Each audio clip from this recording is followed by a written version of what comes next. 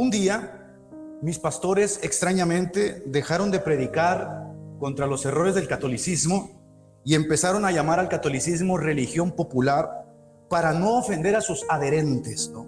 Entonces empecé a notar que la vergüenza del evangelio había eclipsado la predicación, y la vergüenza por el evangelio eclipsó, por supuesto, su poder, y entonces sin poder empezaron a existir falsas conversiones. Un día en mi iglesia dejaron de hablar del pecado como la transgresión contra Dios y comenzaron a llamarlo debilidad humana.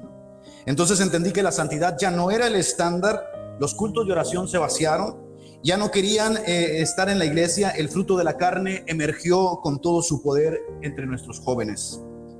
Un día noté que en mi iglesia dejaron de invitar a los fieles al arrepentimiento y empezaron a animarlos a descubrir su mejor versión. Entonces vi que el púlpito se convirtió de repente en un escenario de autoayuda. Mis hermanos ya no querían al buen pastor, querían a un psicoterapeuta emocional, y Dios se convirtió de repente mágicamente en un Santa Claus que estaba dispuesto a cumplir todos los caprichos. Un día mis pastores y líderes dejaron de leer la Biblia desde el púlpito y comenzaron a contarme chistes y frases motivacionales. Entonces supe que la palabra había sido relegada al olvido y se cumplía entre nosotros lo dicho por el profeta. La palabra de Dios escaseaba en aquellos días. Un día en mi iglesia empezaron a reemplazar la enseñanza sistemática por charlas motivacionales llenas de anécdotas triviales. Entonces me di cuenta de que la profundidad de la palabra había sido sacrificada por la superficialidad del entretenimiento con miras a que la iglesia se llenara. Un día mi pastor dejó de hablar de la ira de Dios y comenzó a predicar únicamente sobre su amor. Y la palabra amor fue trastocada hasta límites insospechables. Entonces entendí que ya no se temía al juicio divino. Y empecé a escuchar entre los propios hermanos de la iglesia las palabras dichas por el apóstol Pedro. ¿Dónde está la promesa de su venida? Él no regresará. Un día en mi iglesia dejaron de hablar de la segunda venida de Cristo y comenzaron a enfocarse en ser prósperos, en enriquecerse, en ser felices aquí y ahora, en prosperar. Entonces supe que habíamos perdido no solamente el dolor, punto básico para la introspección espiritual, sino también la perspectiva eterna. Habíamos cambiado por un plato de lentejas, que era la moneda de cambio de lo que teníamos y lo que queríamos. Un día en mi iglesia dejaron de cantar himnos doctrinales y empezaron a repetir frases vacías de forma constante.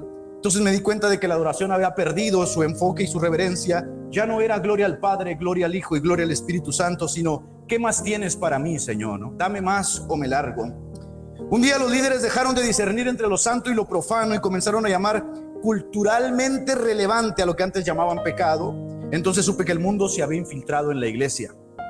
Un día, por temor, dejaron de predicarle a los perdidos y comenzaron a dialogar con ellos en igualdad de condiciones espirituales. Entonces supe que el evangelismo había muerto en nombre de la tolerancia. Ya no arrancábamos almas de entre las multitudes, mismísimas llamas del infierno, sino que ahora los lanzábamos nosotros mismos por vergüenza a ofenderlos. Y se cumplía entre nosotros lo que el propio Señor Jesucristo dijo: ustedes van y hacen prosélitos hasta el fin de la tierra y luego los hacen doblemente hijos del infierno.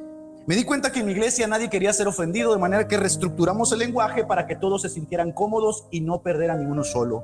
Porque por supuesto nuestras instituciones precisaban de esta gente para sostenerse, y ¿quién quería perder un buen diezmo?